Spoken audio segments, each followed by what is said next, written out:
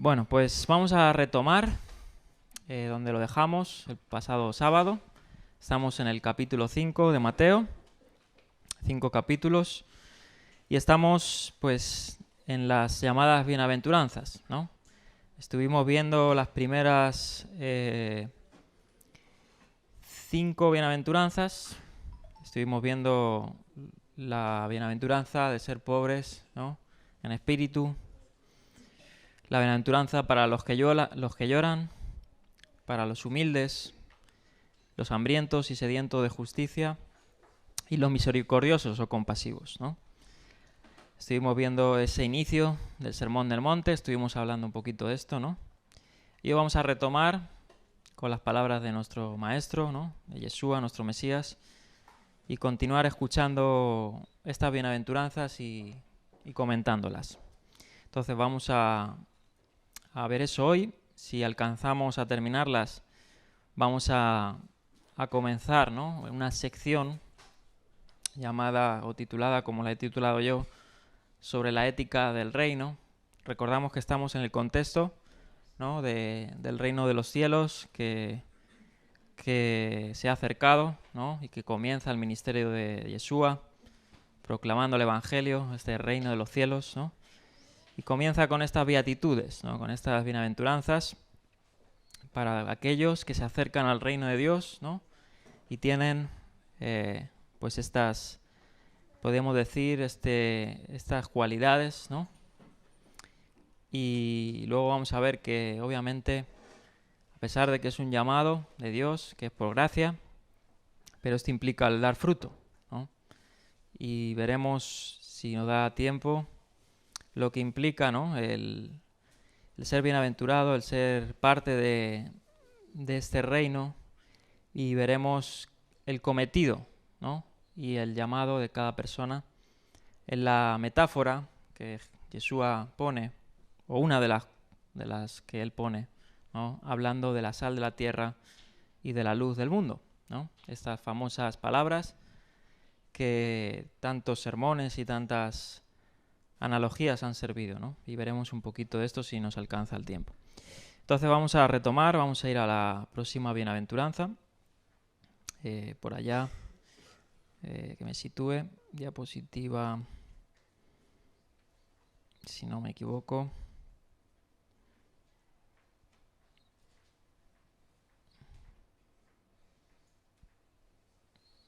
A ver. Vale, la 360 en el verso 8. Estamos en el capítulo 5 de Mateo. Bien, pues vamos a dar lectura a esta bienaventuranza. Dice el verso 8: dichosos los de corazón limpio, porque ellos verán a Dios. Bien, vamos a comentar. Aquí en la diapositiva dice de nuevo el pasaje veterotestamentario del que se hace eco esta bienaventuranza completa su significado, ¿no? Encontramos un salmo que habla de aquellos que son de manos limpias y corazón puro, ¿no? El famoso Salmo 24, vamos a leerlo, del versos 3 al 6, que dice: ¿quién puede subir al monte del Señor? ¿Quién puede estar en su lugar santo?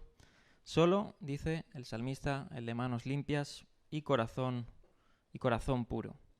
El que no ha adorado ídolos vanos ni jura por dioses falsos. Quien es así recibe bendiciones del Señor. Dios es su Salvador, le hará justicia. Tal es la generación de los que a ti acuden, de los que buscan tu rostro, oh Dios de Jacob. Selah. Eso dice el Salmo, que se conecta, ¿no?, con estas palabras que dice: dichosos los de corazón puro, los de corazón limpio. Bien, así pues el significado no dista mucho, ¿no?, de este verso 6, con su énfasis en el anhelo de vivir la vida que Dios exige. En el contexto del judaísmo del primer siglo, con su fuerte énfasis en la pureza ritual, la frase puro de corazón también podría entenderse en contraste con la meticulosa preservación de la pureza exterior, que será condenada en Mateo 23, del 25 al 28, por haber perdido el sentido de la piedad. Pero no es probable que esta connotación aparezca en este salmo, ¿no? Obviamente no se trata de algo exterior, ¿no? Los fariseos y aquellos que tenían pues un celo, ¿no?, por la Torá, iban más allá, tenían un miedo a la pureza, a la impureza, ¿no?, a aquellas cosas que impurificaban al hombre, ¿no? Y Yeshua, ¿no?, fue muy claro que lo principal que contamina al hombre no es lo de afuera, ¿no? No es aquellas cosas externas muchas veces, ¿no? Obviamente todo es importante, pero si lo interno, ¿no?, lo interno, aquello que es obviamente más importante, está impuro, ¿no?, de nada sirve la pureza ritual o la pureza externa, ¿no? Y Yeshua es lo que iba al centro, ¿no? Al centro de la cuestión del hombre, que es el corazón, de donde salen las buenas y malas intenciones, ¿no? Y donde está el tesoro de cada persona, ¿no? Donde está verdaderamente quién es, ¿no? Cuando hablamos del corazón no hablamos de ese órgano interior, ¿no? Estamos hablando del centro evolutivo, ¿no? La voluntad del hombre, pensamientos, ahí donde se anida, ¿no?, esto.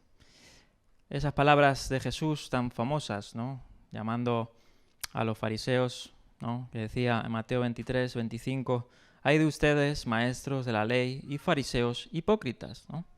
Limpian el exterior del vaso y del plato, pero por dentro están llenos de robo y de desenfreno. Fariseo ciego, limpia primero por dentro el vaso y el plato, y así quedará limpio también por fuera. Hay de ustedes, maestros de la ley y fariseos hipócritas, que son como sepulcros blanqueados. Por fuera lucen hermosos, pero por dentro están llenos de huesos muertos y de podredumbre.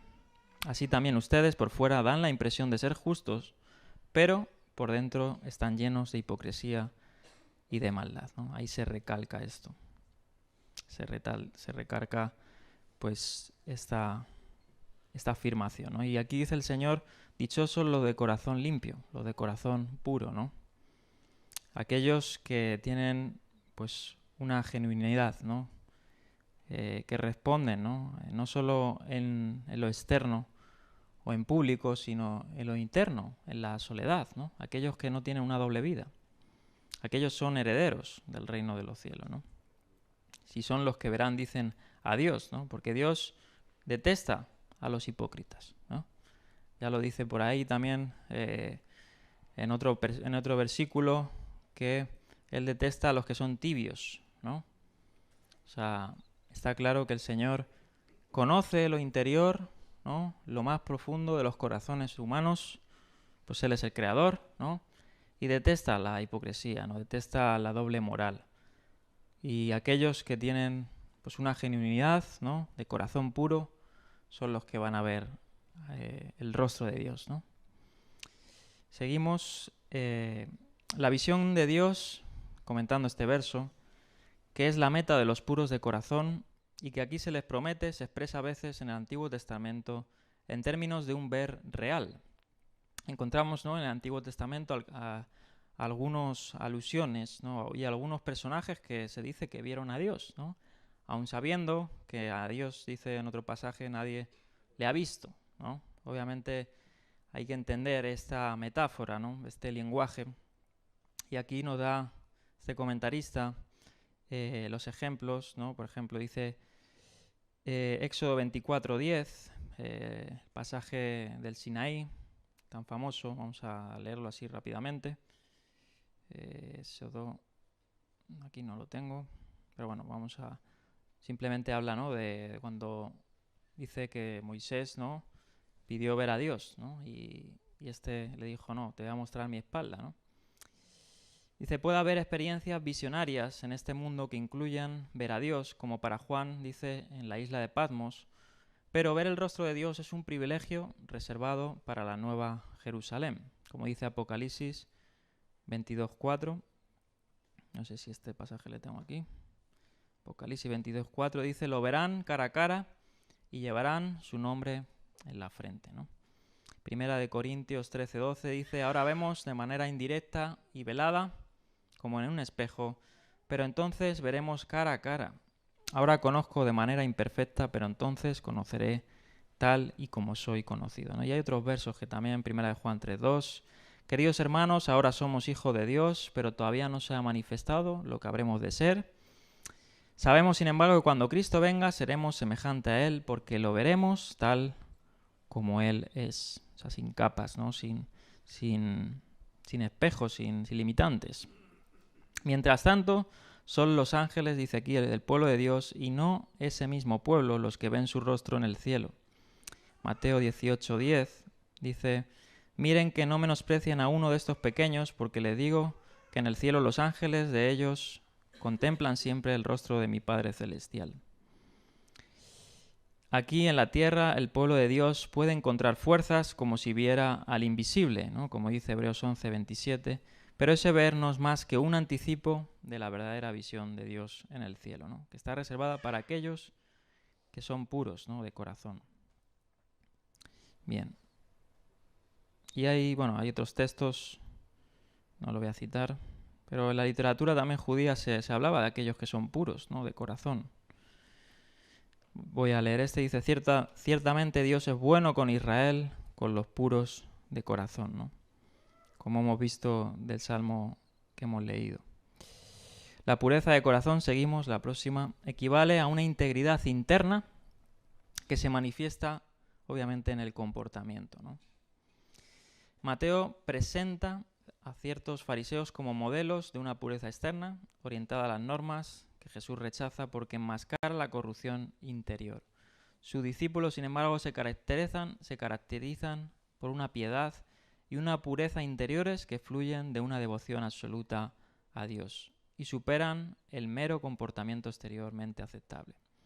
El poder del reinado de Dios inaugurado por Jesús purifica de dentro hacia afuera, por lo que los discípulos deben cultivar la integridad en su vida privada y en su vida pública, no solo en la vida pública, ¿no?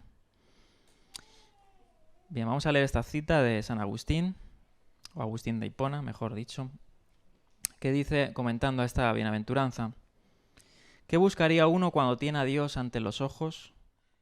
¿O qué satisfaría a quien no está satisfecho con Dios? Si deseamos ver a Dios, ¿quién no tiene este deseo?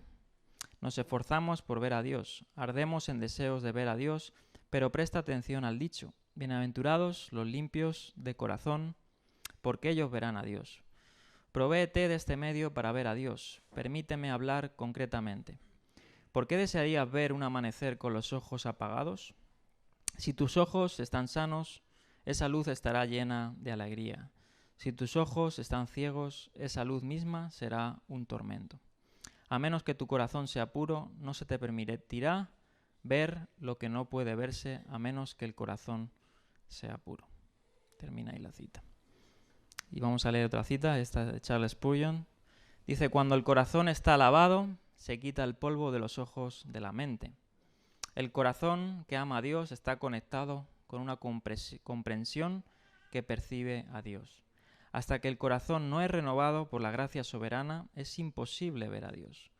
No es la grandeza del intelecto, sino la pureza de afecto lo que nos permite ver a Dios, ¿no? Obviamente, si no hay esa pureza de afecto, ¿no? Si no hay realmente un corazón que ame verdaderamente a Dios, que busque las cosas de Dios, ¿no? Pues no tendrá esa dicha, como habla la bienaventuranza, ¿no? Y obviamente eso es por gracia, ¿no? Dios es el que pone ese deseo, ¿no? O esa genuinidad, ese poder, ¿no? Porque el hombre no puede por sí solo. Ya dijimos que todas estas bienaventuranzas hay que leerlas de un contexto, ¿no? De la gracia de Dios. Y vamos a continuar con la próxima bienaventuranza. Verso 9 dice: dichosos los que trabajan por la paz o los pacificadores, porque serán llamados hijos de Dios. Bien. La preocupación de Jesús en esta bienaventuranza no son los pacíficos, sino los pacificadores. Es decir, aquellos que tratan, ¿no?, de siempre establecer la paz, ¿no?, entre los hermanos, ¿no? No solo aquellos que no se meten en problemas, ¿no?, sino que abogan por la paz, que están pues prestos, ¿no?, a poner paz. La paz, dice, es una preocupación constante en ambos testamentos, tanto en el Antiguo como en el Nuevo, ¿no? El sustantivo pacificador solo aparece aquí en el Nuevo Testamento, y ni una sola vez en la Septuaginta. El verbo, sin embargo, sí aparece una vez en la Septuaginta.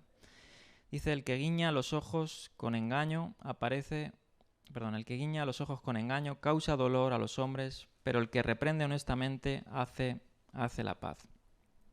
Proverbios 10:10. El Mesías prometido es llamado, en Isaías 9:6, el príncipe de la paz, y ganará la paz de las naciones. En Zacarías 9 habla de esto. Uno de los pergaminos de Qumran anticipa la venida de un mensajero ungido que proclamará la paz anunciada en Isaías 52:7.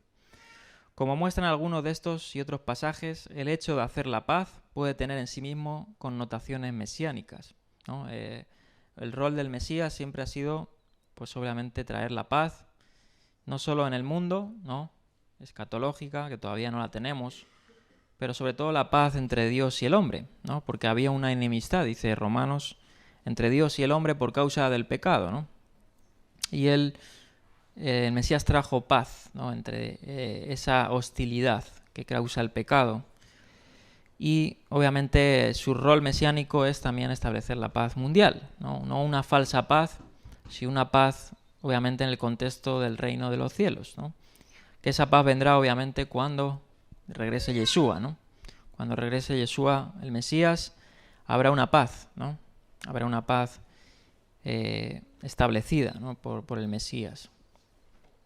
Dice obviamente aquí, como el mensajero de las buenas nuevas, ¿no?, Jesús, Yeshua, y sobre todos aquellos que también llevan el Evangelio, ¿no?, aquellos que son mensajeros del Evangelio. Isaías 52:7 dice, qué hermosos son sobre los montes los pies de los que traen la buena nueva, que dice que anuncian la paz, que traen la buena nueva, que anuncian la salvación, que dice a Sión, tu Dios reina. La paz, es decir, la salvación y el reinado de Dios se interpretan mesiánicamente, y así lo interpretaron muchos, ¿no?, en los tiempos de la época de Jesús, ¿no? Y no es una paz como trataba de hacer Roma, ¿no? Roma quería establecer esa pax, ¿no?, esa paz que era a base de imponer toda su cultura, ¿no?, y subyugar a los pueblos, ¿no? Pero esta paz comienza en el corazón, ¿no? Esa paz que trae el Evangelio trae paz entre Dios y el hombre, ¿no?, y no es una paz impuesta. Sí llegará esa paz, ¿no?, escatológica, que sí que traerá la paz mundial, ¿no?, y traerá obviamente el juicio. Pero el reino de Dios comienza de dentro hacia afuera, ¿no?, como hemos dicho. Seguimos. Jesús no limita la pacificación a un solo tipo, y tampoco lo harán sus discípulos. A la luz del Evangelio, Jesús mismo es el pacificador supremo. Hace la paz entre Dios y el hombre, y entre el hombre y el hombre, ¿no? Nuestra pacificación incluirá la promulgación de ese Evangelio. También debe extenderse la búsqueda de todo tipo de reconciliación.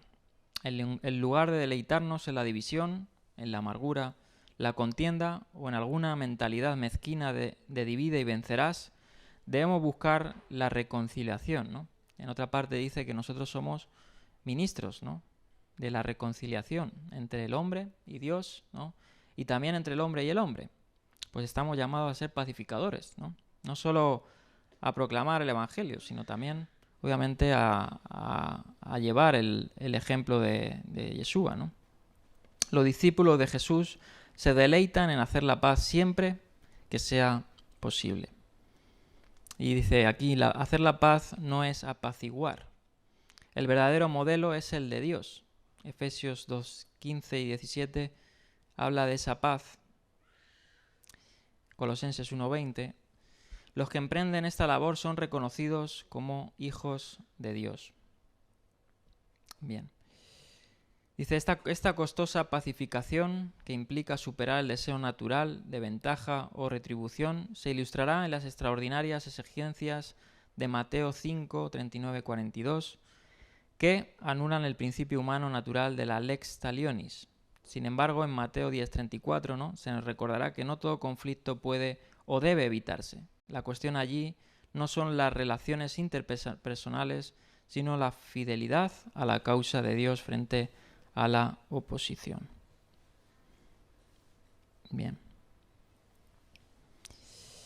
Vamos a leer esta cita de John Stott comentando esta bienaventuranza. Dice: ahora bien, la pacificación es una obra divina, porque paz significa reconciliación y Dios es el autor de la paz y de la reconciliación. En verdad, exactamente el mismo verbo que se usa en esta bienaventuranza es el que aplica el apóstol Pablo a lo que Dios ha hecho por medio de Jesucristo. Por medio de Cristo, a Dios le agradó reconciliar consigo todas las cosas, haciendo la paz mediante la sangre de su cruz.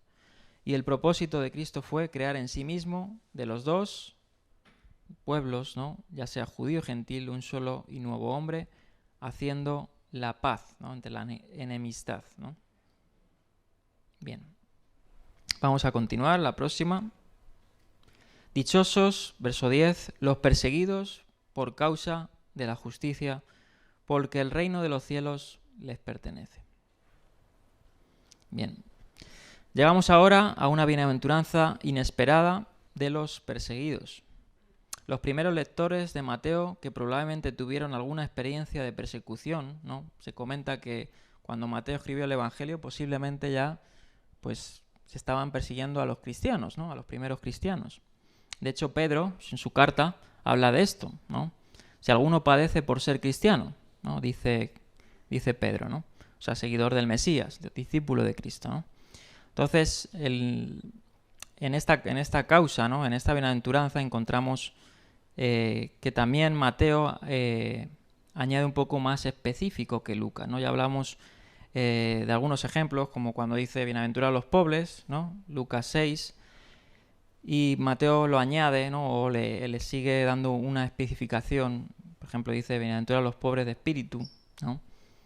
Y en este caso también hace lo mismo con la persecución, ¿no? Luego aquí dice por causa de la justicia, y más tarde, ¿no?, en los versos 11 y 12, dice los que son perseguidos por mi causa, ¿no?, es decir, por la causa de Cristo, ¿no?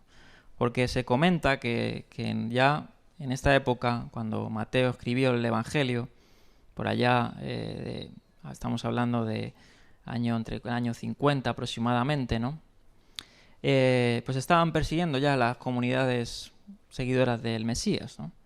Entonces, pudiendo tener presente el público, aquellos que iban a leer este Evangelio, pues Mateo, ¿no?, inspirado por Dios, pues obviamente también añade esto, ¿no? Entonces, los primeros lectores de Mateo tuvieron alguna experiencia de esta persecución, ¿no?, por causa de la justicia. Sin duda se habrían sorprendido ante esta afirmación, ya que nunca es agradable experimentar el sufrimiento, ¿no? Hebreos 12:11 dice eso, que sabemos que ninguna disciplina en el momento de recibirla nos agrada, ¿no?, nos gusta. A nadie le gusta que le disciplinen, ¿no?, sino más bien es penosa. Sin embargo, después produce una cosecha de justicia y paz para quien han sido entrenados por ella, ¿no? A nadie le gusta sufrir, ¿no?, ser perseguido, ser vituperado, ¿no? Mateo utiliza el verbo perseguir 4 veces, no 32, 4 veces en este capítulo y 2 veces en otros lugares. Puede significar poner en fuga, ahuyentar o incluso seguir sin intención hostil. Incluso puede emplearse para perseguir virtudes como el amor, como lo hace Pablo en 14:1, en Corintios 14:1, o en general lo que es todo aquello que es bueno, ¿no? Pero en el Nuevo Testamento se utiliza sobre todo para infligir sufrimiento, este verbo, ¿no?, de perseguir, para infligir sufrimiento a las personas que tienen creencias mal vistas por la clase dirigente. Y es de este tipo de persecución de la que habla Jesús aquí, ¿no? La mayoría de ellos fueron perseguidos por aquellos que dirigían, ¿no?, que tenían una voz en medio del pueblo, y fueron perseguidos por los principales, ¿no?, religiosos y no religiosos, autoridades políticas y no políticas y religiosas. Sabemos que fueron perseguidos, ¿no?, por ser diferentes, ¿no?, Y en este caso, obviamente, por la causa de Jesús. Siguiente dice, la próxima diapositiva, no es casualidad que Jesús pase de la pacificación a la persecución, porque el mundo disfruta tanto con sus odios y prejuicios que el pacificador no siempre es bienvenido. La oposición es una señal, dice aquí, esto es muy interesante y ahora vamos a ver algunas cositas sobre esto, porque vamos a ver que en el 11 y el 12 se amplía, ¿no? Esto. Algunos lo ven como una nueva bienaventuranza, como una novena, sin embargo otros lo ven como una extensión de esta octava, ¿no? Del verso 10. Dice, la oposición es una señal normal, de ser discípulo de Jesús, tan normal como el hambre de justicia o la misericordia. Ahora leeremos algunos textos. Dice, Lax no puede creer que los cristianos fueran nunca perseguidos a causa de la justicia, por lo que reintroduce un supuesto hebreo subyacente para que diga a causa del justo, una referencia a Jesús, pero subestima lo ofensiva que resulta la justicia genuina, la conducta adecuada ante Dios. La recompensa de estos perseguidos es la misma que los pobres de espíritu, es decir, el reino de los cielos, con lo que termina la inclusión. Bien. Seguimos, dice, no habla de persecución como tal, sino de persecución por causa de la justicia. La gente puede sufrir por hacer el mal, pero ese sufrimiento es un castigo, no persecución, y en cualquier caso los creyentes no deben sufrir de esa manera. Jesús aquí está hablando de aquellos comprometidos con ese reino de Dios, con la causa de Dios, y la justicia es el tipo de conducta apropiada para aquellos a los que se les ha dado una posición correcta ante Dios, ¿no? La salvación es todo por gracia, pero hay un tipo de conducta que se espera, ¿no?, de aquellos que han recibido el buen regalo de Dios.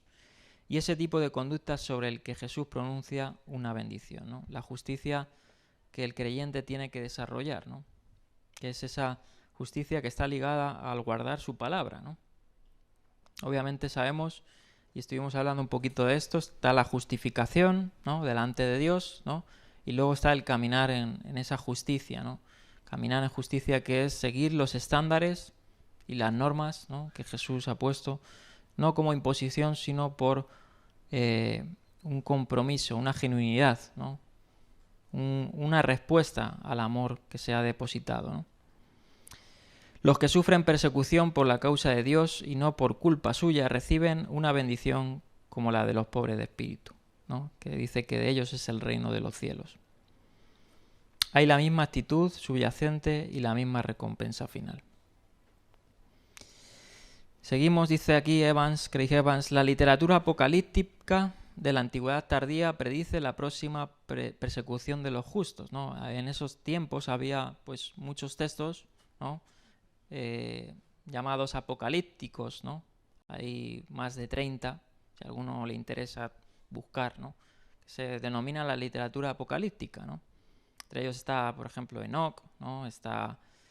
Hay varios apocalipsis que son llamados, ¿no?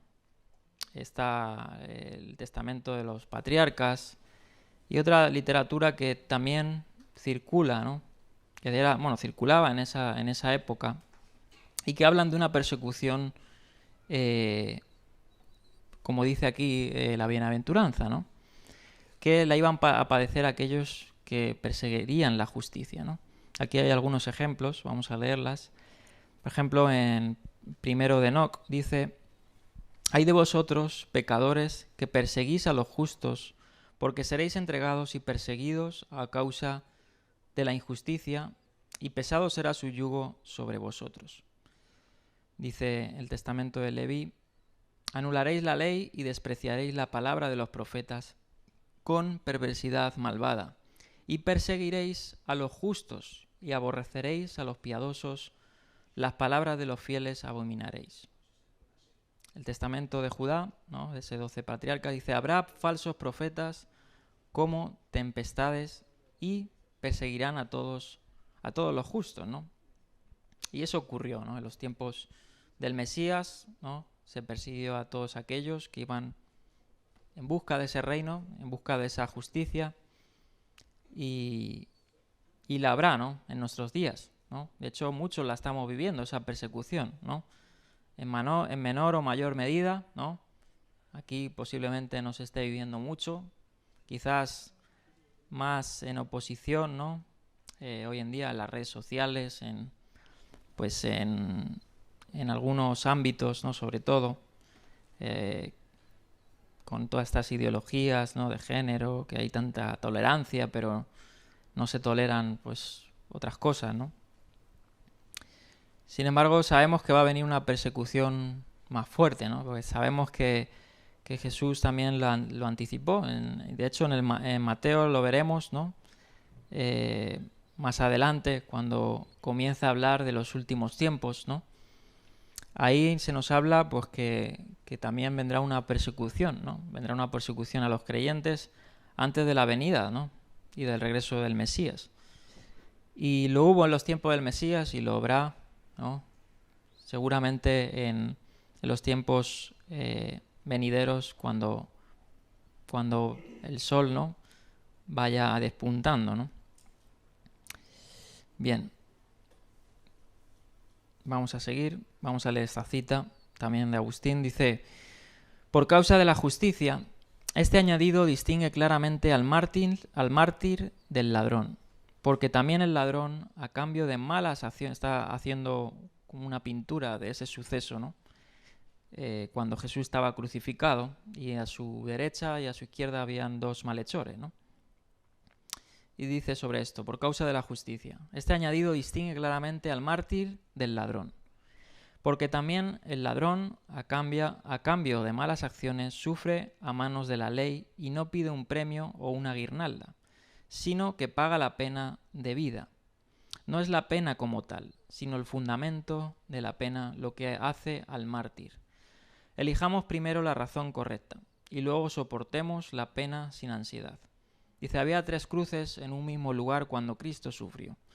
Él mismo, o sea, Jesús, estaba en medio, y a sus 2 lados habían 2 ladrones. Fíjate en la pena, es similar para los 3. Sin embargo, uno de los ladrones encontró el paraíso en la cruz. El hombre del medio, juzgando, condena al orgulloso y recibe al humilde. Aquel madero sirvió de tribunal a Cristo. El que juzga, el que es capaz de hacer el juicio correctamente, le dice al ladrón que confesó: en verdad te digo que hoy estarás conmigo en el paraíso. Pues el ladrón se humillaba. Fíjate en lo que había dicho tan sencillamente: acuérdate de mí, Señor, cuando llegues a tu reino. La implicación: conozco mis malas obras que me crucifican continuamente hasta que vengas, y como todo lo que se baja será levantado. Cristo expresó inmediatamente su pensamiento y mostró su misericordia. Aquí vamos a terminar con otra cita, otra vez de John Stott, sobre esta, porque dice, ¿no? Dice: bienaventurados los que sufren por causa de la justicia, y dice: porque el reino de los cielos les pertenece, ¿no? Y más tarde vamos a ver, quizá esta cita vaya después, en el 11 y el 12, que es más específico, porque dice de alégrense, ¿no? Cuando venga esto. Bueno, vamos a leerla Dice: como esperaba Jesús que reaccionaran sus discípulos ante la persecución, gozaos y alegraos. No debemos desquitarnos como lo haría un no creyente, ni ponernos de mal humor como lo haría un niño, ni lamer nuestras heridas en autocompasión como lo haría un perro, ni simplemente sonreír y soportar como lo haría un estoico. Menos aún fingir que disfrutamos como haría un masoquista. ¿Qué debemos hacer entonces? Debemos regocijarnos como un cristiano debe regocijarse y aún saltar de gozo. ¿Por qué? En parte porque añadió Jesús: vuestro galardón es grande en los cielos. Podemos perder todo en la tierra, pero heredaremos todo en los cielos, no como galardón por méritos. Sin embargo, puesto que las promesas del galardón son gratuitas, y en parte porque la persecución es señal de genuinidad, certificado de autenticidad, porque así persiguieron a los profetas que fueron antes que vosotros. Si padecemos persecución hoy, pertenecemos a una noble genealogía, pero la mayor razón por la cual debemos regocijarnos es porque sufrimos, dijo, por mi causa, por causa de nuestra lealtad a Él y a sus normas de verdad y justicia. Bien, vamos a continuar, vamos a ampliar, ¿no? Como he dicho, esta octava, o como algunos ven, una novena, y sigue diciendo, ¿no?, referente a la persecución. Y ahora la enfoca más en no en la justicia, ¿no?, de las obras, sino en la justicia, sino en la causa del Mesías, ¿no? Y dice en el verso 11, dichosos serán ustedes cuando por mi causa la gente los insulte, los persiga y levante contra ustedes toda clase de calumnias. Alégrense y llénense de júbilo, porque les espera una gran recompensa en el cielo. Así también persiguieron a los profetas que los precedieron a ustedes. Aquí se pregunta, ¿no? Es una nueva bienaventuranza al complemento de la anterior. Dice, puede considerarse tal vez como la novena que cerraría el conjunto de bendiciones que pueden ser disfrutadas por el creyente. Sin embargo, también puede ser el complemento de la octava. No importa el sentido que se dé en el orden numérico, sino el contenido de estas palabras. Los seguidores de Jesús no deben limitarse a soportar la persecución de forma estoica. Por el contrario, han de vivirla con profunda alegría, ya que en ella se identifican con su Mesías, ¿no? O sea, nos identificamos cuando sufrimos con Él, ¿no? Y continúan la estela de los profetas que antes habían sido perseguidos. Es más, experimentan una gran recompensa futura. Dice aquí, la próxima dice, los versículos 11 y 12 guardan un estrecho paralelismo de sentido y estructura con la expansiva cuarta bienaventuranza de Lucas. Aunque la redacción de Mateo es menos gráfica, dos de sus verbos se refieren al ataque verbal, insultar y hacer falsas acusaciones, como dice aquí, ¿no? Aunque el resultado de las acusaciones bien podría ser algo más que verbal, perseguir, es más amplio y abarcaría también incluso el maltrato físico o económico, ¿no? Los primeros creyentes padecieron, ¿no?, todas estas clases de injurios, ¿no?, y de afrentas.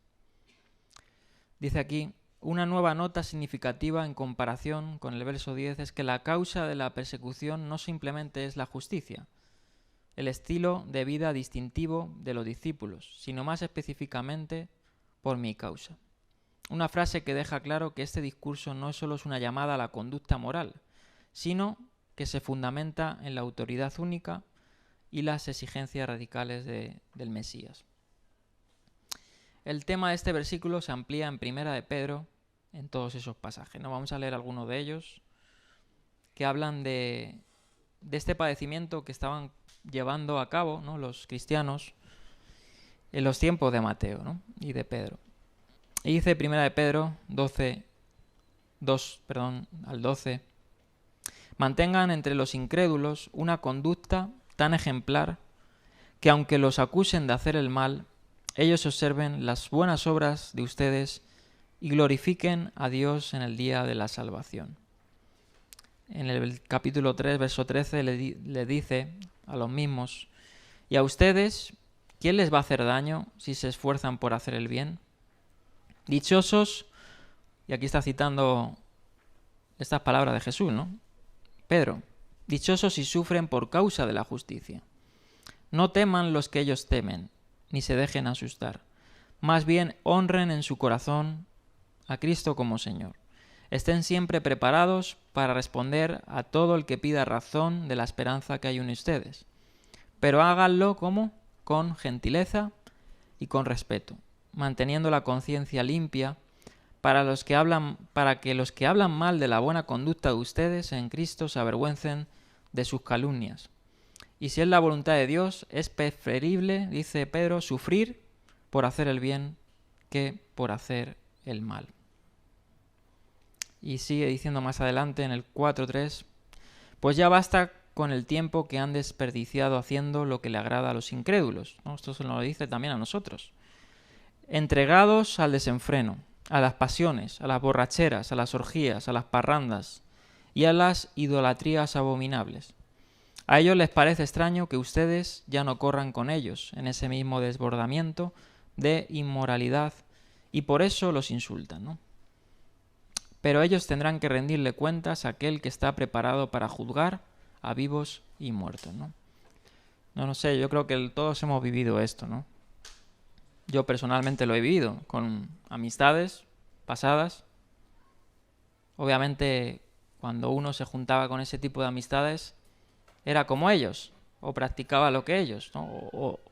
O su círculo íntimo, te identificas con ellos por lo que hacen, ¿no? Por lo que dicen, por lo que hablan. Pero cuando ya no eres como ellos, ¿no? Vienen y se cumplen las palabras de Jesús, ¿no? Y estas palabras de Pedro, ¿no? Bien. Y hay muchos textos más de Pedro, ¿no? Vamos a terminar con este del capítulo 4 de su primera carta, verso 13 al 16. Dice, al contrario, alégrense de tener parte en los sufrimientos de Cristo, para que también sea inmensa su alegría cuando se revele la gloria de Cristo. Dichosos ustedes si los insultan por causa del nombre de Cristo, porque el glorioso Espíritu de Dios reposa sobre ustedes. Que ninguno tenga que sufrir por asesino, ladrón o delincuente, ni siquiera por entrometido. Pero si alguien sufre por ser cristiano, que no se avergüence, sino que alabe a Dios por llevar el nombre de Cristo. Amén. Pues esto yo creo que es fácil decirlo, pero es difícil, ¿no? Vivirlo. Pero si se vive, hay que vivírselo con esta postura, ¿no? Que dice Pedro, ¿no? Es difícil alegrarse por la injusticia, por los insultos, pero tenemos un galardón, ¿no? Tenemos un galardón. Él lo ha prometido. Seguimos. La llamada a alegrarse por la persecución suena paradójica, sobre todo por los términos exuberantes que emplea Mateo.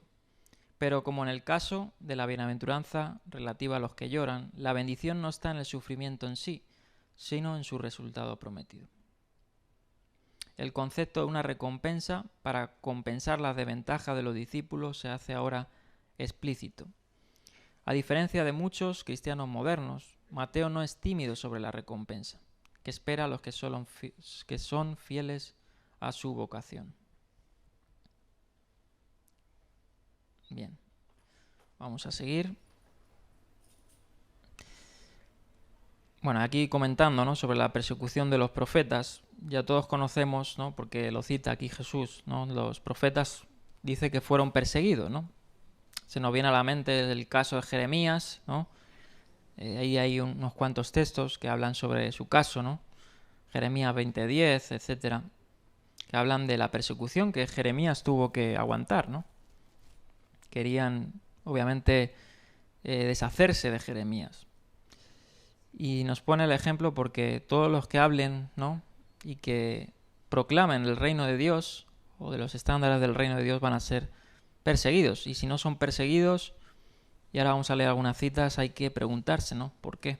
Muchas veces, ¿no? Bien. Los que han hablado en el nombre de Dios siempre han estado expuestos, dice aquí, a las violentas represalias de los impíos. A la luz de esa herencia, ser perseguido por causa de Jesús es una insignia de honor, como dice ahí. Bien. Dice en 2 de Timoteo, la próxima, que lo he recogido ahí en la diapositiva, Pablo hablando a Timoteo, ¿no? Dice sobre estas persecuciones, ¿no?, diciendo esto: todos los que quieren vivir piadosamente en Cristo Jesús van a padecer persecución, ¿no? Y el ejemplo de Pablo es un ejemplo, obviamente, que certifica eso. Él habla, ¿no?, de sus persecuciones en sus cartas y, bueno, cuando estudiamos Hechos de los Apóstoles lo vimos, ¿no? Él fue apedreado, insultado, ¿no?, toda clase de dificultades. Y así es también será como nosotros, porque esta bienaventuranza, ¿no?, también es una promesa de lo que le va a pasar a aquellos que proclamen, ¿no?, el reino de Dios. Entonces vamos a leer ahora unas citas. Aquí tengo, ¿no?, por ejemplo, algunos casos bíblicos en la 383.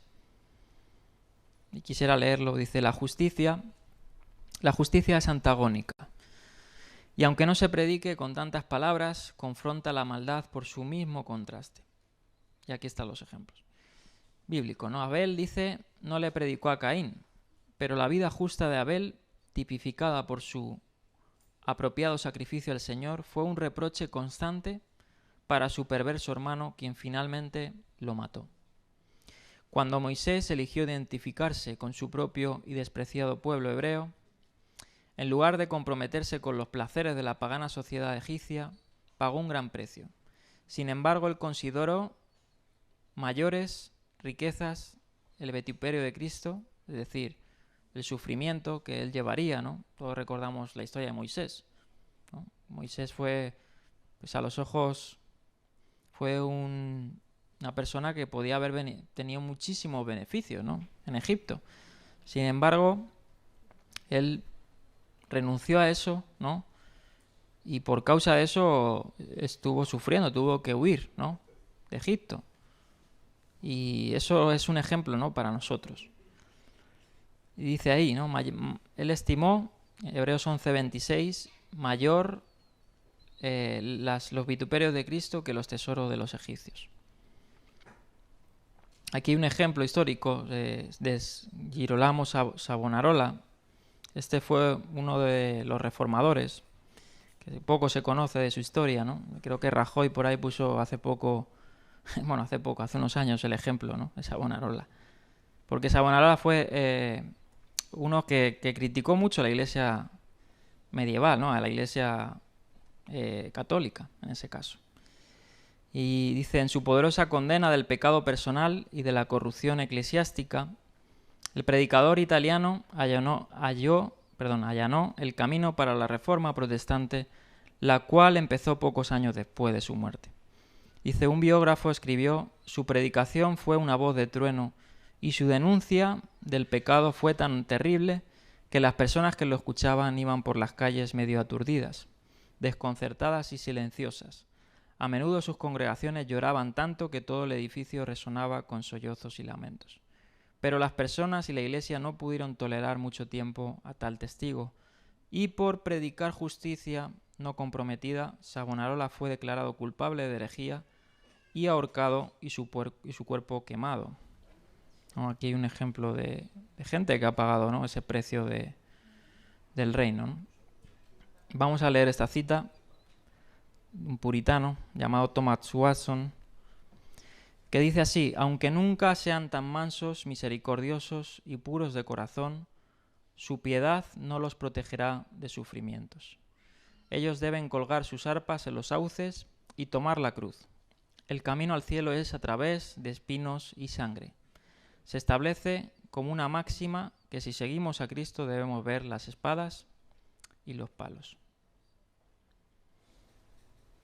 Y aquí vamos a comentar sobre esto, ya para terminar, estas bienaventuranzas. Dice aquí, la 385, la persecución es una de las evidencias más seguras y tangibles de la salvación, ¿no? Eso es innegable. La persecución no es incidental para la vida del cristiano fiel, pero es segura evidencia de ella. Pablo animó a los tesalonicenses enviándoles a Timoteo a fin, dice en 1 de Tesalonicenses 3, del 3 al 4, que nadie se inquiete por estas tribulaciones, porque vosotros mismos sabéis que para eso estamos puestos. Fíjate, porque también estando con vosotros os precedíamos que íbamos a pasar tribulaciones, como ha acontecido y como sabéis. Sufrir persecución es parte de la vida cristiana normal. Romanos 8, del 16 al 17. Y si nunca experimentamos burlas, críticas o rechazo a causa de nuestra fe, tenemos motivo para examinar la autenticidad de esta fe profesante, ¿no? Y eso es una verdad, ¿no? Si no somos perseguidos por los de afuera, porque quizá no estamos mostrando, ¿no? Realmente lo que es el impacto del reino de Dios, ¿no? Si no predicamos el Evangelio, si no predicamos con nuestra conducta, pues hay que examinar, ¿no? Como dice Pablo a los Corintios, examinar vuestra fe, ¿no? Si estáis en ella verdaderamente. Filipenses 1, del 29 al 30 dice: a vosotros os es conocido a causa de Cristo, no solo que creáis con Él, sino dice que también con Él padezcáis, teniendo el mismo conflicto que habéis visto en mí y ahora oís que hay en mí. La persecución por causa de Cristo, como dice aquí en el 11, ¿no? Por mi causa, es una señal de nuestra propia salvación, así como es una señal de condenación para los que llevan a cabo dicha persecución, ¿no? Muchos obviamente lo hacen por ignorancia, pero hemos leído esos pasajes, ¿no? De Pedro, que aquellos que te señalan van a ser juzgados, porque Él juzga a vivos y muertos, ¿no? Bueno, vamos a leer esta cita que me gustó de MacArthur, hablando de la persecución. Y él dice esto, dice: el hecho de que muchos creyentes profesos, y esto es a día de hoy, ¿no? El hecho de que muchos creyentes profesos sean populares y elogiados por el mundo no indican que éste ha elevado sus normas. Fíjate, esto es muy interesante. Y de hecho, por ahí salió una polémica ahora con, no sé si un cantante cristiano, o dice ser cristiano, ¿no? No voy a decir el nombre. Pero mira lo que dice: el hecho de que muchos creyentes profesos, o sea, solo de boca, sean populares y elogiados por el mundo, no indica que éste haya elevado sus normas, es decir, que el mundo haya elevado su justicia, ¿no?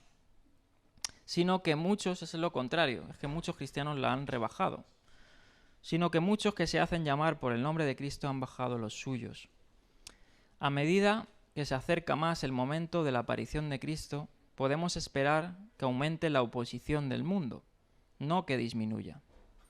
Cuando los cristianos no son perseguidos en alguna manera por la sociedad, esto significa que están reflejando esa sociedad en lugar de estar confrontándola.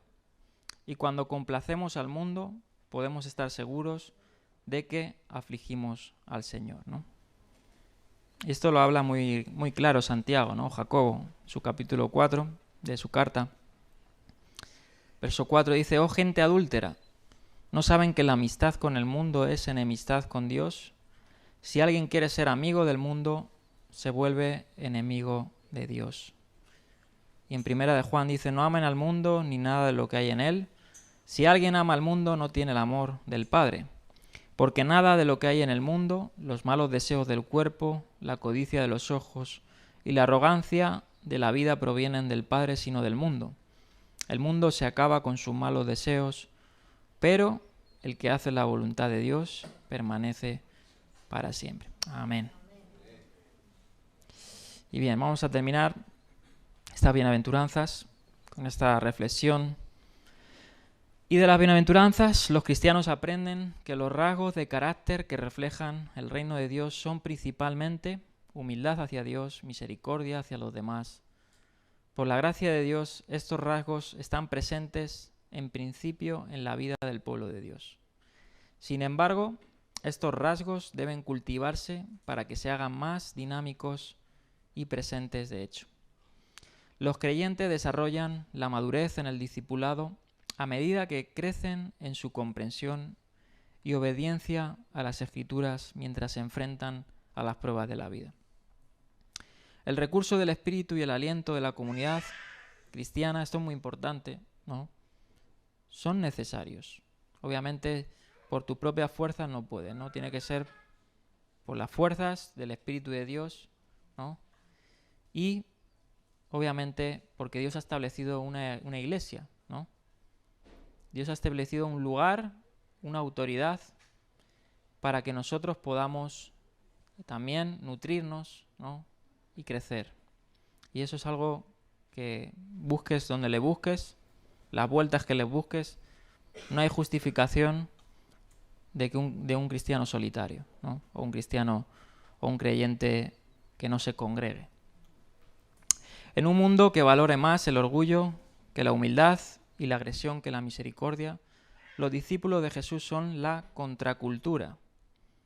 Mientras mantienen este testimonio contracultural ante el mundo, pueden fijarse en su maestro que ejemplificó a la perfección los rasgos de carácter de las bienaventuranzas.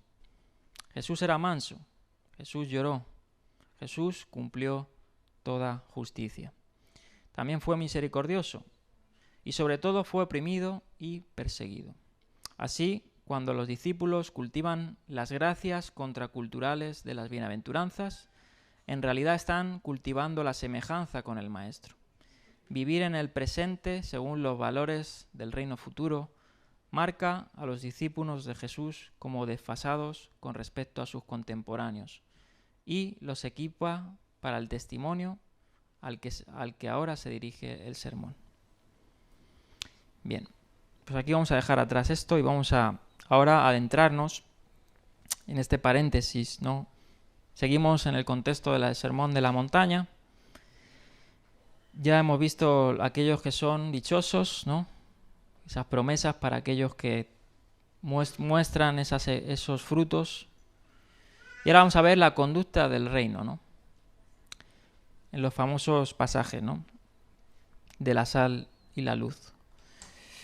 Vamos a hacer una pequeña introducción a esto. La ética del reino. Una vez establecido el tono del sermón por medio de las bienaventuranzas y su proclamación de la bienaventuranza del reino, el evangelista presenta a continuación dos declaraciones exhaustivas sobre la necesidad de vivir de un modo que refleje las buenas nuevas del reino. A continuación de las bienaventuranzas introductorias hay una declaración sobre la exigencia ética del reino, la esencia misma del discipulado. Se trata, en pocas palabras, de la ética del reino. El énfasis en el término humeis en griego, que está hablando a vosotros, es decir, a los que son participantes del reino de Dios, como hace ahora en adelante vosotros mismos, pone de manifiesto este énfasis. Es especialmente importante señalar que el reino precede a la ética. No se insiste en que la gente debe vivir así para recibir el reino. Es decir, el ser precede al hacer. Es porque son sal y luz por los que se espera que se comporten de forma adecuada. Bien, vamos a leer el 13. Mateo 5:13 dice, ahora Jesús, ¿no?, refiriéndose a los discípulos, ustedes son la sal de la tierra. Pero si la sal se vuelve insípida, ¿cómo recobrará su sabor? Ya no sirve para nada, sino para que la gente la deseche y la pisotee. Bien. Vamos a comentar sobre esto. El llamamiento a aceptar la persecución con alegría va seguido ahora en los versículos 13 al 16 de una serie, ¿no?, de metáforas, de imágenes que explican por qué es importante que los discípulos sean diferentes y sean vistos como tal, ¿no? Y hace la primera analogía Jesús con la sal, ¿no? La sal era un artilugio muy importante, ¿no?, en la antigüedad.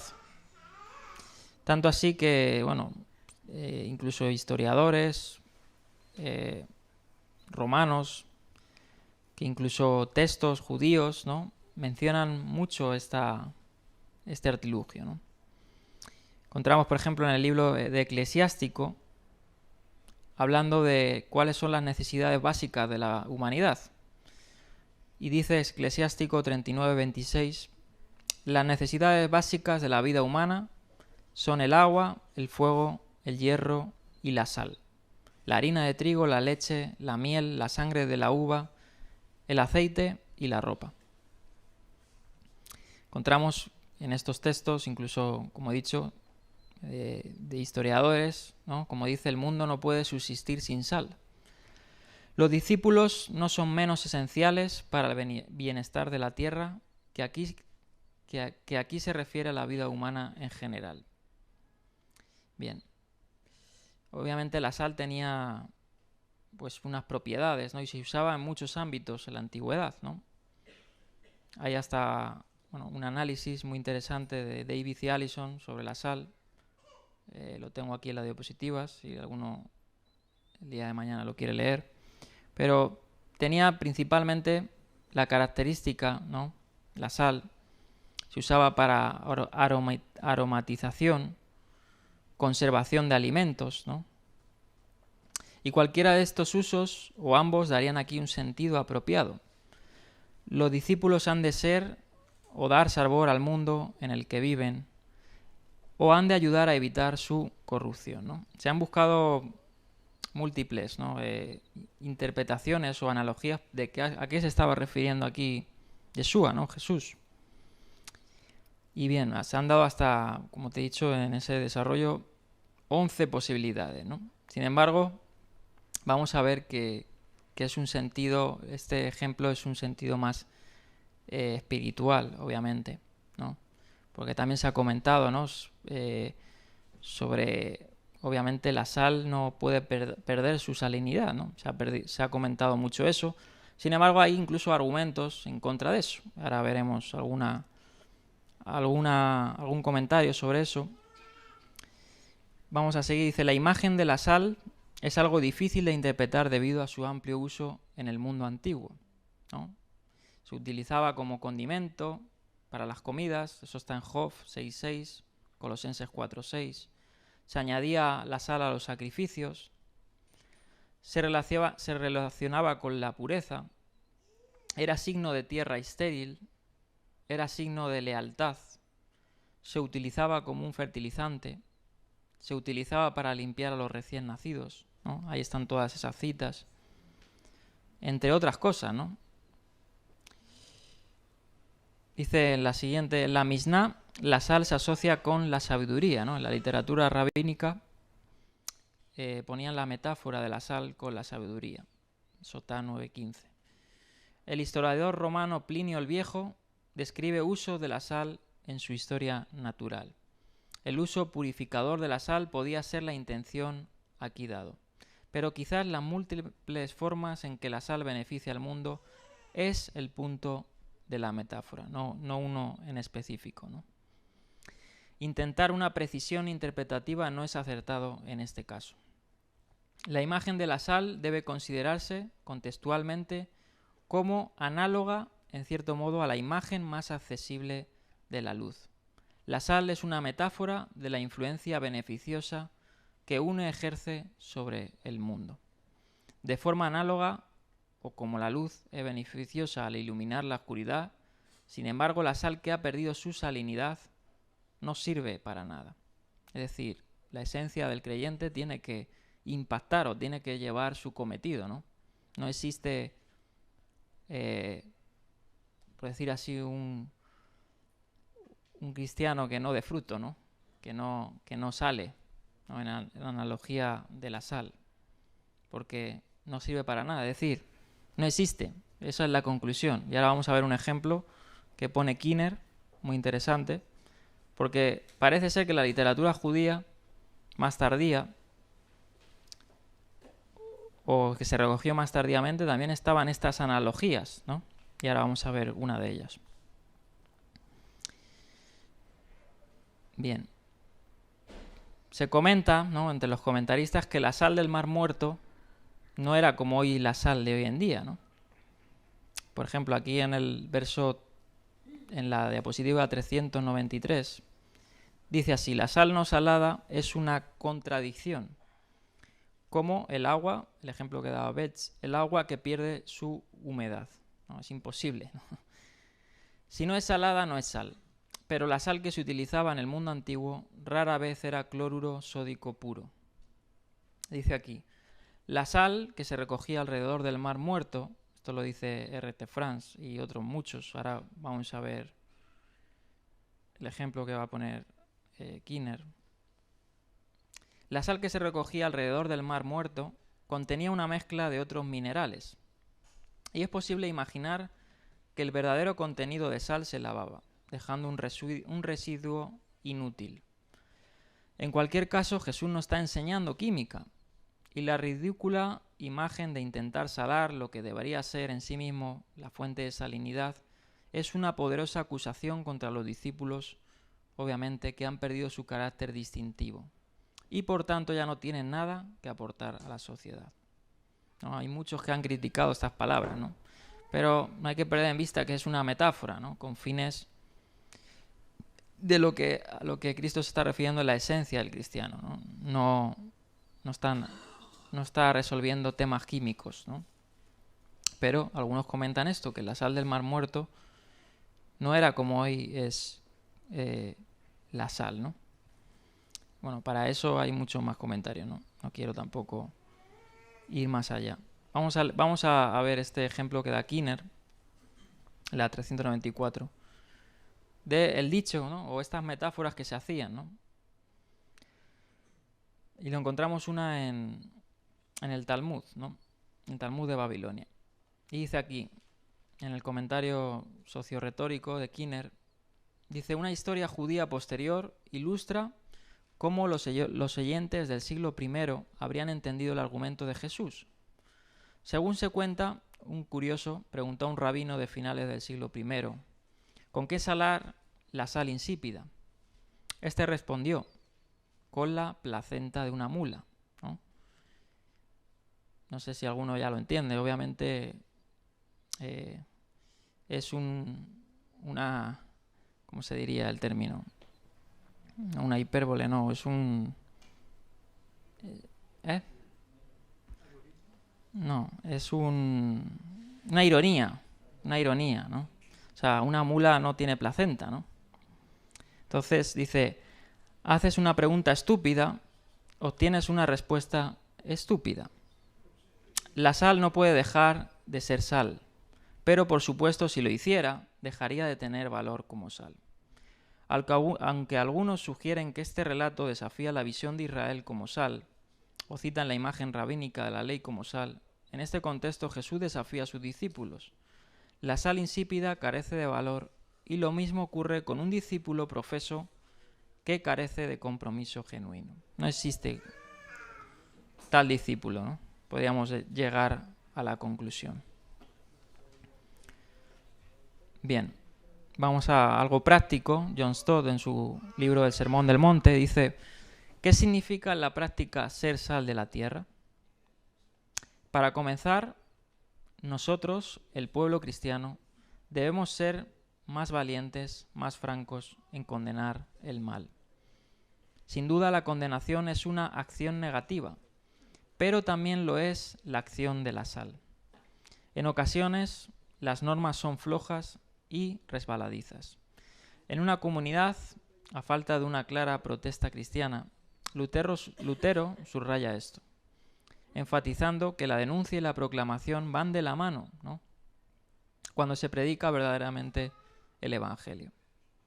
Y cito: al salar se tiene que provocar comezón, aunque nos critiquen como provocadores de comezón. Sabemos que así es como tiene que ser y que Cristo ha ordenado que la sal sea aguda y continuamente cáustica. Si deseáis predicar el Evangelio y ayudar a las personas, tenéis que ser sal aguda que se frote en sus heridas. Es decir, mostrar el lado opuesto y denunciar lo que no está bien. La sal real es la exposición y verdadera de las Escrituras, que denuncian todo el mundo y no dejan que nada permanezca salvo la fe sencilla en Jesús, en Cristo. Bien, obviamente la sal produce picor, ¿no?, produce comezón, pero es necesario para curar las heridas, ¿no? Cuando uno se mete al mar con una herida, ¿no?, si es una herida fuerte, le va a picar, ¿no? Pero lo que no sabe es que le está haciendo un bien, ¿no? Le está haciendo un bien a su cuerpo, le está cicatrizando esa herida, ¿no?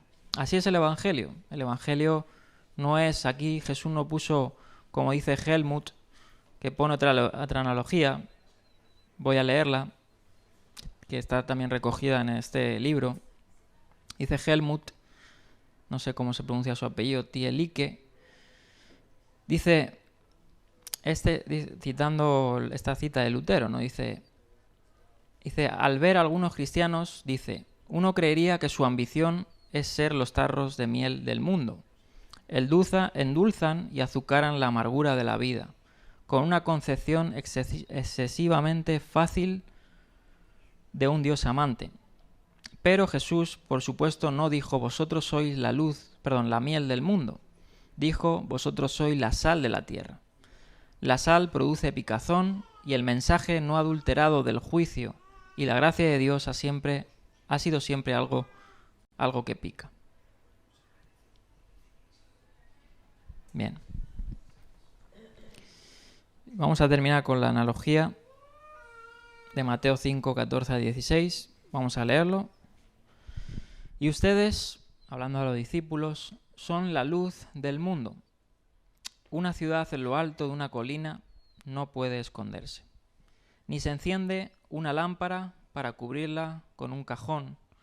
Por el contrario, se pone en la repisa para que alumbre a todos los que están en la casa. Hagan brillar su luz delante de todos, para que ellos puedan ver las buenas obras de ustedes y alaben al Padre que está en los cielos, ¿no? Bien, vamos a comentar estos. Los seguidores de Jesús han de ser la luz del mundo. Esta designación, ¿no?, ya es antecesora, ¿no?, en las Escrituras, obviamente. Isaías 49:6 es uno de los textos que se nos viene a la mente, ¿no?, que dice lo siguiente, entre otros, ¿no?, porque hay muchos otros más. Y esto hablando a Israel, ¿no?, al pueblo de Israel, al pueblo llamado. Dice Isaías 49:6: no es gran cosa que seas mi siervo, ni que restaures a las tribus de Jacob, ni que hagas volver a los de Israel, a quienes he preservado. Yo te pongo ahora como luz para las naciones, a fin de que lleves mi salvación hasta los confines de la tierra, ¿no? También obviamente es un pasaje mesiánico. Bueno, hay otros textos, ¿no?, mucho más que hablan de esto.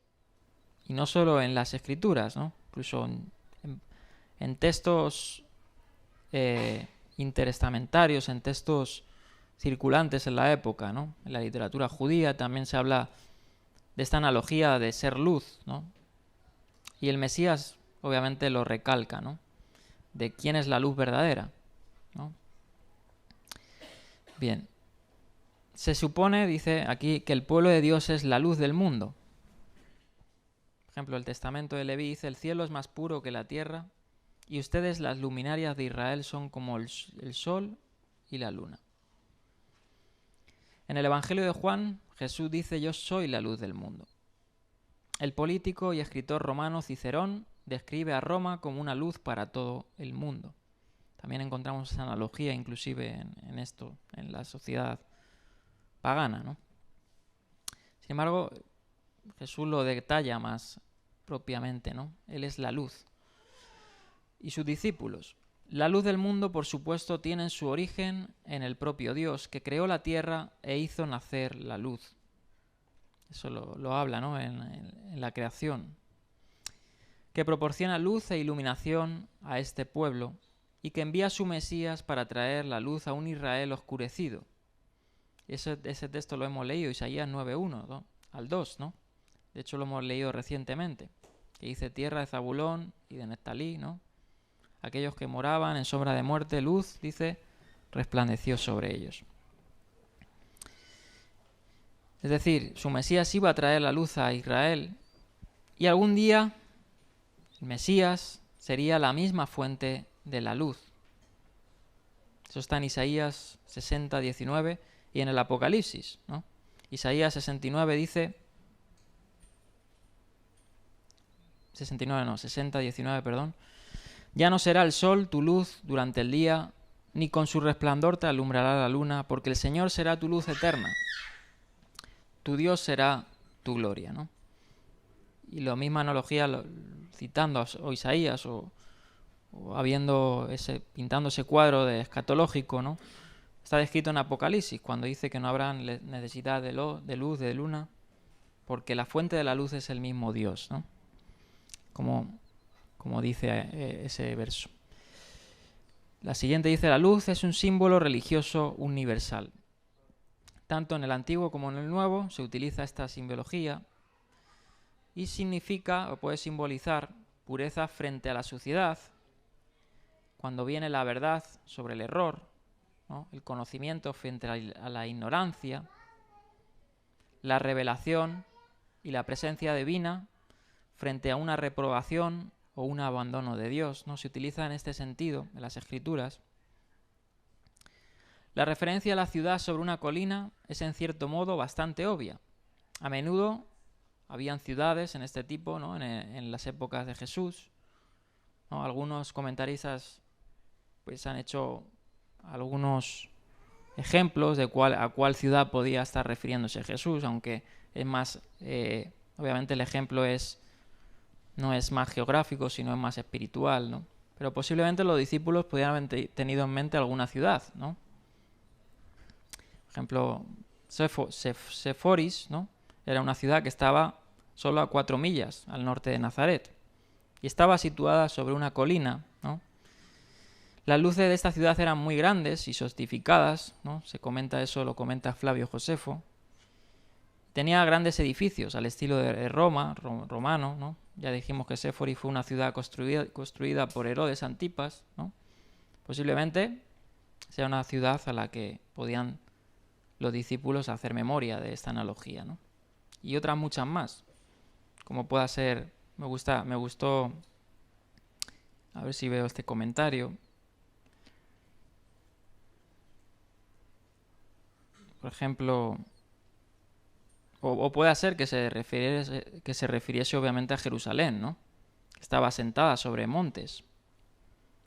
A ver si luego veo ese comentario. Había una ciudad en el Mar Muerto, ¿no? Que también se veía desde el monte, y posiblemente cuando los discípulos estuvieran pescando, ¿no? O estuvieran con el maestro en la barca, si estuvieron algún día de noche, como dice el Evangelio, hemos cantado esa canción, ¿no? Que caminó Jesús sobre el mar en la noche. Posiblemente al fondo se viera una de estas ciudades, ¿no? Iluminadas. Y aquí el Señor obviamente estaba poniendo esta analogía porque la luz debe brillar, ¿no? Por encima de toda la oscuridad. Analógicamente, hablando de los discípulos, ¿no? Los discípulos debemos ser luz y sal en el mundo, y ya hemos hablado de la sal y luz para poder alumbrar, ¿no? Las tinieblas del mundo. Al igual que estas ciudades no podían ocultarse, también es impensable encender una lámpara y esconderla. Es decir, somos por esencia luz, porque dice vosotros sois la luz del mundo, ¿no? Una luz no se puede esconder. Una luz tiene que alumbrar, y cuando alumbra se pone normalmente en algún sitio alto, es decir, para que muchos puedan ver, ¿no? Como dice en la próxima, se pone una lámpara en un candelabro para que ilumine a todos. Los intentos de identificar todos los de la casa, como hace luego Lucas 11:33, ¿no? Añadiendo los de la casa, posiblemente pueda ser también, obviamente, haciéndose referencia, ¿no? a los propios judíos, ¿no? Pero aquí Mateo es más universal, ¿no? A pesar de que él escribía mucho a los judíos, ¿no? Dice a todo el mundo, ¿no? A todos. Bien. Vamos a leer esta cita de Costo de Discipulado. Dice, la 400, la huida hacia lo invisible es una negación de la llamada. Una comunidad de Jesús que busca esconderse ha dejado de seguirle. Otra cita de John Stott comentando esto. ¿Qué posible influencia podrían ejercer las personas descritas en las bienaventuranzas en un mundo tan duro y resistente como el nuestro? ¿Qué bien perdurable pueden hacer los pobres y los mansos, los que lloran y los misericordiosos, los que buscan hacer la paz y no la guerra? ¿No los hundirían simplemente las enormes olas del mal? ¿Qué pueden lograr aquellos cuya sola pasión es un apetito de justicia y cuya única arma es la pureza de corazón? ¿No son tales personas demasiado débiles para llevar a cabo algo, especialmente si constituyen una pequeña minoría en el mundo? Dice aquí, es evidente que Jesús no compartió este escepticismo. Más bien pensó lo contrario. El mundo, indudablemente, perseguirá a la Iglesia, pero el llamado de la Iglesia es servir a este mundo que la persigue. Este tiene que ser tu único desquite, expresó Rudolf Stier. Amor y verdad para el odio y las mentiras. Por increíble que parezca, Jesús se refirió a ese puñado de aldeanos de Palestina como la sal de la tierra y la luz del mundo. Tan largo alcance tendría su influencia. Es también una notable providencia de Dios que en este Evangelio, el más judío de los cuatro, haya tal alusión a toda la tierra, al poder bienhechor mundial de los seguidores de Cristo. Bien. Seguimos. El sentido de todo esto se pone de manifiesto explícitamente. Su luz es, por supuesto, una luz prestada. Es porque han recibido luz de Jesús, por lo que los discípulos pueden brillar en el mundo.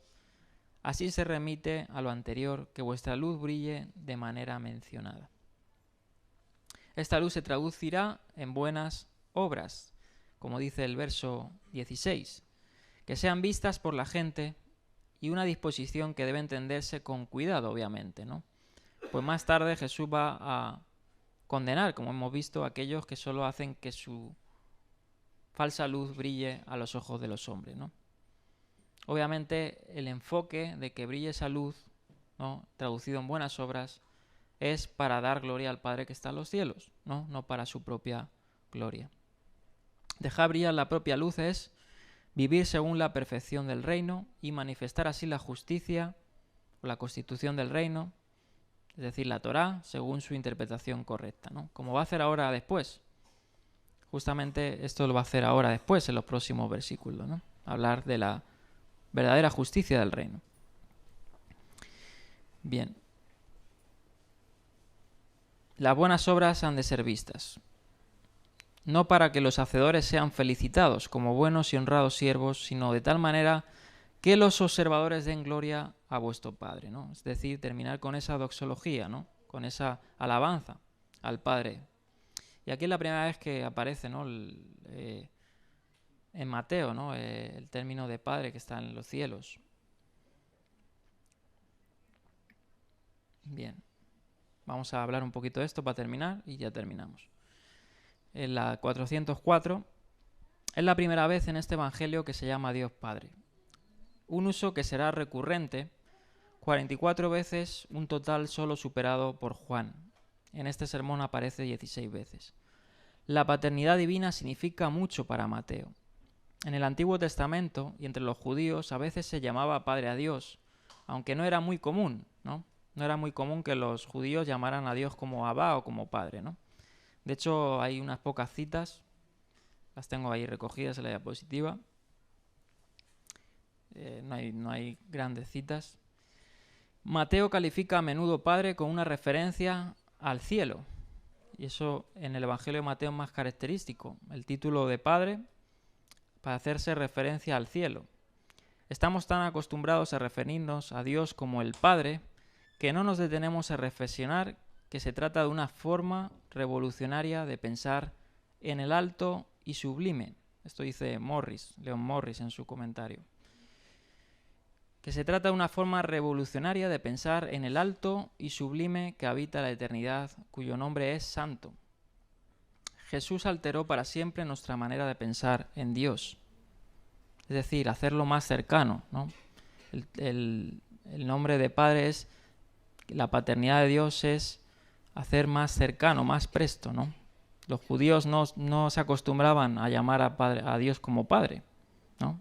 Había unas pocas citas, sí lo llamaban, ¿no?, como en pocas ocasiones, pero no era un título que se acostumbraban a denominar a Dios, ¿no?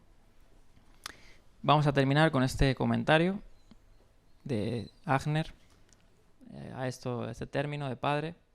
El énfasis de los evangelios en Dios como Padre descansa directamente sobre el anuncio de la salvación escatológica, que trae consigo esta nueva relación entre Dios y su pueblo. La expresión Padre que estás en los cielos es notable porque combina el elemento personal o inmanente de la paternidad con el elemento trascendental de la alteridad de Dios en los cielos. Amén. Pues nada, terminamos con esta analogía de la luz, ¿no? Y de la sal. Y los próximos versículos vamos a ver cómo Jesús va ahora a dirigirse a los discípulos y a los oyentes, ¿no? Que reflejen esa luz, pero genuinamente, ¿no? Y vamos a ver las declaraciones de Jesús, ¿no? Sobre la ley de Dios, ¿no? Va a separar lo oscuro de lo verdaderamente puro, ¿no? Vamos a ver cómo Jesús va a poner en orden la ley de Dios, la luz, ¿no? La verdadera luz. Y bueno, los próximos versículos para cerrar el capítulo 15 va a hablar sobre el divorcio, sobre diversas cuestiones, ¿no? Y bueno, pues vamos a dejarlo aquí. Vamos a continuar esta tarde, ¿no? Con la Parasá. Va a estar con nosotros Olmer compartiendo en Éxodo. Y bueno, pues vamos a terminar